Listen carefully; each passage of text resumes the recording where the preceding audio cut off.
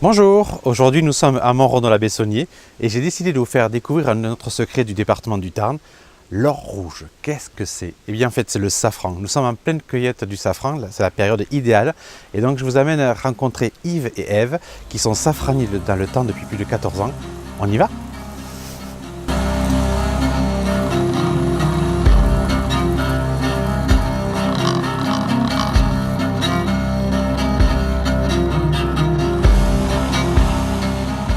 Bonjour Ève. Bonjour. Je fais la bise. Merci de nous accueillir aujourd'hui. Avec plaisir. Donc nous sommes ici chez toi, à Montredon-la-Bessonnier. Oui. Et c'est le jour, le D-Day pour, pour la culture en fait, et là, surtout pardon, la cueillette de la plante miraculeuse, fabuleuse et magique. Et magique, ouais, c'est le mot que je cherchais, qui est le safran. Le safran, oui. Alors c'est plus le M11 que le D-Day, puisque la floraison dure à peu près un mois. Et donc voilà, nous sommes en pleine floraison, donc c'est le moment. Bon, on va ramasser du safran. Allez, allons ramasser du safran. On y va. Alors donc Ève ici, donc nous sommes sur les safranières, Oui. c'est comme ça qu'on dit. La safranière, c'est à la fois le lieu où on cultive le safran et la personne qui le cultive. C'est pratique, hein. On ne se trompe pas. C'est ça. Donc safranier, je présume pour le monsieur. Exactement. Bon, pour Yves, donc ça sera le safranier. Oui. Mais donc safranier, donc, elles sont ici, elles sont hors sol, c'est génial, je trouve cette idée. Voilà, c'est parce que ça fait 13 ans qu'on vit à quatre pattes. Et donc on s'est un petit peu lassé, l'âge venant. Et donc progressivement, on remonte la culture en hauteur. D'accord. Donc tu avais 13 ans que vous faites du safran ici à Montredon-la-Bessonnier. Exactement. D'accord. On a planté nos premiers bulbes en 2004. Donc le safran, donc c'est cette plante, cette fleur que l'on voit là. Oui.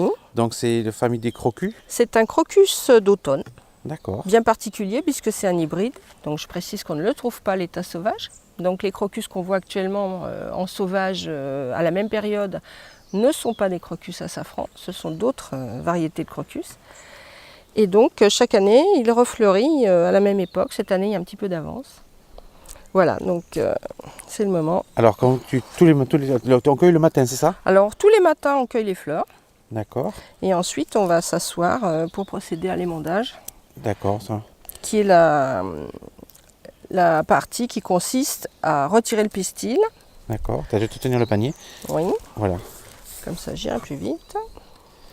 Donc en fait, il faut cueillir les fleurs, il y a une période pour les cueillir ou il faut... Il faut les... Bon là, on les a quand même laissés un petit peu s'ouvrir pour que tu puisses les voir. Mais d'habitude, on les cueille plus tôt, c'est-à-dire de manière à ce que, si possible, elles soient fermées quand on les cueille. D'accord. Mais c'est moins joli. C'est moins joli à voir. Donc là, effectivement, on a de très très belles fleurs.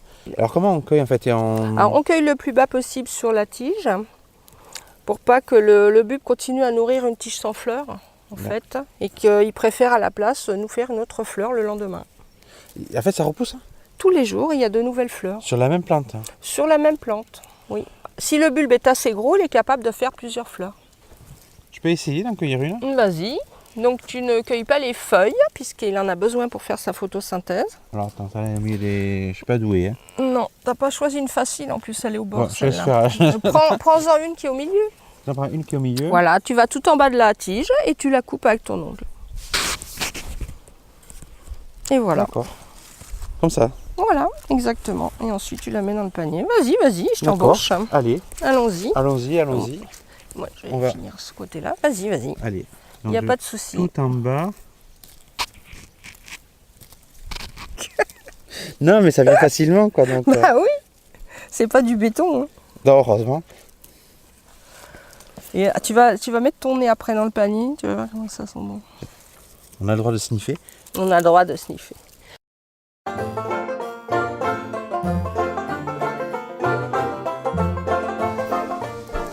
Donc là, ce que vous faites, ça s'appelle l'émondage. L'émondage, voilà. L'émondage. C'est la partie qui consiste à sortir le pistil de chaque fleur et à venir couper ici toute la partie qui n'est pas rouge, qui n'est pas du pur safran. Et on ne garde que la partie rouge. Dans le stigmate. Et après, la partie blanche, ça s'appelle le C'est le style en fait. style. Si tu veux, l'ensemble c'est le pistil et la partie du pistil qui est dans la tige de la fleur, que nous on enlève, c'est le style. D'accord. Voilà. Qu'on trouve dans les safrans bas de gamme parce que ça rajoute du poids, mais qu'on ne doit pas trouver dans du safran haut de gamme. D'accord. Donc en fait, tout est fait à la main. Donc Tout est manuel, de la plantation au séchage. Ouais, le ramassage. Tout, absolument tout. Alors, et là, par exemple, donc, les stigmates qui sont rouges, c'est une beauté, cette couleur. Sent comme ça son nom. J'adore. Alors ça, c'est une odeur très rare parce qu'en fait, pour la sentir, il faut avoir du safran frais. Donc si t'es pas... Là, on ne peut pas s'en servir? On peut s'en servir, mais c'est pas... Ça, t'as vu comme c'est délicat? Oui. Si tu mets ça dans un plat, tu auras un vague parfum de fleurs, en fait, ça va se diluer. Tandis qu'en le séchant, c'est comme une torréfaction, tu vas exhauster la puissance aromatique. Avec le pastel, en fait, c'était l'or rouge et l'or bleu, quoi. Exactement. Qui servait également pour la teinture, du coup. Exactement. Sauf que le safran, ça n'a pas donné lieu à des hôtels particuliers, à des grandes propriétés comme le pastel. C'était la richesse du paysan. C'est-à-dire que tu voulais marier la fille ou enterrer le grand-père, tu vendais ton pot de safran. C'est vrai que le safran a toujours été important dans le Tarn, parce qu'en fait, il y a beaucoup de recettes tarnaises à base de safran. Oui. Oui, il y a beaucoup de recettes, notamment évidemment la tripe à l'albigeoise qui est au safran. Le cassoulet de morue au safran. Cassoulet de morue, il y a les escargots au safran, les figues poêlées au safran. À l'époque, on faisait de la foisse au safran aussi. D'accord. Enfin, il y a plein de traces dans les vieilles recettes du Tarn. Sinon, pour revenir donc, du coup, parce que donc, là vous faites à l'émondage et à la préparation, donc après ça vous allez le faire sécher, c'est ça? Alors ça on va le faire sécher au four, oui. Et après donc c'est ça que vous allez vendre ensuite ou transformer? Exactement. Et du coup ça vous le vendez comment et où? Alors vous faites les marchés? Oui, on vend pratiquement toute notre production en vente directe. Directement du producteur au consommateur. Il y a des marchés comme ça que vous faites récurrents, que vous faites obligatoirement? Donc on fait régulièrement. Régulièrement. Donc les marchés de producteurs de pays l'été, où on sert des assiettes fermières. Donc nous on sert des boissons au safran en plus de vendre nos produits. Et on fait par exemple le marché de Noël de Castres tous les ans, qui dure 3 semaines et qui est un des plus beaux marchés de Noël de la région. La fête du livre de la gourmandise de Pampelonne. La fameuse fête du livre et de la gourmandise de Pampelonne qui ouvre la saison d'été pour nous. Ah bon, tu vois. Qui est notre premier marché de l'été, début juillet. On fait la fête de la charcuterie à la cône, on fait les grandes fêtes de Lautrec, la fête du pain, la fête de l'ail. Des choses comme ça, quoi. D'accord. Donc, merci de nous accueillir donc, à ta table, Ève. Avec plaisir. Et donc, tu nous as fait un repas 100% foie gras. J'ai la magie du foie gras à l'entrée, effectivement. Avec une gelée de pommes. Donc, à l'apéritif, on avait des toasts de foie gras avec de la gelée de pommes safranée. C'était fabuleux, quoi. Donc là, on a un kir avec du sirop. Kir au safran, donc sirop de safran et vin blanc sec de Gaillac. C'est très bien. Et là, tu nous as fait donc une... Alors là, c'est une escabèche de truite du Tarn en vinaigre safranique. D'accord. Alors le safran, en fait, donc, on repasse 100% safran, parce qu'après, on aura donc... Après, on mangera des magrets grillés au feu de bois avec filet de sirop de safran. Et un dessert. Et en dessert, un méli-mélo aux pommes noix au caramel de pommes safranées. Donc ça... On va se régaler, c'est difficile, croyez-moi, c'est très dur. C'est une journée compliquée. En revanche, le safran, donc, comment il se cuisine? Donc, on le fait sécher. Alors, pour le cuisiner, donc, on prélève la quantité dont on a besoin. Avec du safran de qualité, en général, on compte 3 filaments par portion. D'accord. La portion, c'est par personne, en gros. Par assiette, puisque en fait, c'est la dose restaurateur. D'accord. Les restaurateurs comptent par assiette. D'accord. Donc on compte 3 à 4 filaments par assiette, selon la grosseur et puis selon ce qu'on cuisine. Donc on prélève la quantité de filaments dont on a besoin, on les met au four une dizaine de minutes à très basse température, une cinquantaine de degrés, de manière à remobiliser l'arôme et à le rendre plus facile à écraser. D'accord. Ensuite on le pile. D'accord, avec un mortier donc du coup? Avec un mortier qui ne soit pas en bois puisque le bois te volera du safran. D'accord, c'est bien de savoir ça. Oui. Et donc, cette petite poudre que tu as fait toi-même, tu la mets infuser dans un peu d'eau chaude. Et le lendemain, tu cuisines ton infusion. Quand tu dis un peu d'eau, c'est admettons que... on imagine, là nous sommes 4. Hein. Oui. Donc tu mets...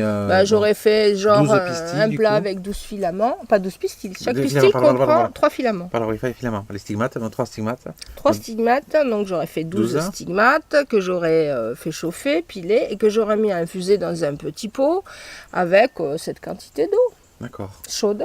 Comme Chaude. pour le thé, pas bouillante, D'accord, juste avant chaude. l'ébullition. Et tu la laisses toute la nuit après. Exactement. Et le lendemain, on cuisine cette infusion. D'accord. Toujours en fin de cuisson. D'accord, c'est bien à savoir. Et c'est tout, hein, on l'ajoute dans le plat à la fin de la Et cuisson. tu laisses les stigmates à l'intérieur ou tu les enlèves? On laisse tout. D'accord. Tu De veux toute pas- façon, c'est écrasé, hein, donc c'est une petite. Ouais, c'est de la poudre et tu peux pas Voilà, l'utiliser. tu peux pas. petite infusion. Après, si tu veux différencier les stigmates de l'infusion, ça va être compliqué. Et si tu le filtres, tu perds du goût. D'accord. Bon, mais de toute façon, alors le safran, donc ça fait du bien pour la santé. Donc on va pas pouvoir développer parce que c'est. Mais ça fait vraiment du bien à la santé. Oui. Il y a plein de vertus. Plein de vertus médicinales. Apaisantes, voilà. Voilà. Plein de choses. Mais donc ça se conserve, donc pour résumer tout, ça se conserve dans facilement 4-5 ans, Oui, même 6 en gros, on oui, va oui, dire. largement. Et en fait, on peut l'utiliser donc de l'apéro au dessert. Exactement. Exactement. Et puis c'est pas si hors de prix que ça, du coup. 8 Non, euros parce que pour on 30 assiettes, quand quoi. le safran est de qualité, on en utilise peu en fait. Le but, c'est pas qu'on sente plus le plat. Oui, oui. Il ne faut pas perdre de vue que c'est une épice. Donc ça doit agrémenter le plat, ça ne doit pas couvrir le plat. Donc D'accord. il faut savoir le doser aussi. C'est pas la peine de noyer dans le safran. Bon, on va goûter. C'est le mieux qu'il reste à faire, la je pratique. pense que ça va s'imposer. Et ça, franchement, ça fait faim. Tu sens l'odeur là déjà un Oui, peu je sens déjà un peu. Et j'adore ça. Quoi. Les C'est- effluves. c'est- Et tu vas voir que la manière dont moi je fais une verticale au safran, justement, c'est pas lassant parce que au lieu, si tu retiens pas le cuisinier, souvent il te fait machin au safran, truc au safran, machin au safran, et au bout d'un moment, T'as trop de safran. que là, comme j'introduis des produits dérivés au safran, du coup ça plombe moins le repas. Mais c'est toujours. Mais c'est vraiment c'est un goût surprenant, même un sucré. Les gens ne s'attendent pas à avoir du sucré avec le safran. Non, puis bon, quand Mais ils c'est goûtent vraiment- le kir, il y en a, ils me croient pas que c'est un truc au safran. En même temps, c'est salé et c'est vraiment excellent. Quoi. Il y en a, ils me disent, mais non, c'est un kir au miel, ou tu sais, parce qu'ils peuvent pas s'imaginer, pour eux, le safran, c'est un goût à paille à bas de gamme. Non, Tu c'est vois, pas. parce qu'en fait, ils ont jamais mangé que ça, comme un truc qui est soi-disant au safran, et souvent qui ne l'est pas vraiment. Qui l'est Donc pas en fait, vraiment. ils n'ont pas d'idée du réel arôme que ça peut avoir un safran de qualité. Et c'est dommage. Bon, il n'y a plus qu'à maintenant à passer à la pratique, on va passer à table. En tout cas, merci beaucoup Eve. Avec plaisir. Merci à Yves aussi donc, de nous avoir accueillis. Et puis il n'y a plus qu'à découvrir maintenant. Et puis on vous retrouvera dans les marchés du département. Exactement. Et puis il n'y a plus qu'à goûter Voilà. et à pratiquer. Et pratiquer. Et pratiquer, c'est la meilleure partie. Alors, merci beaucoup en tout cas. Et puis à vous, je vous donne rendez-vous très rapidement pour de nouvelles aventures. À bientôt.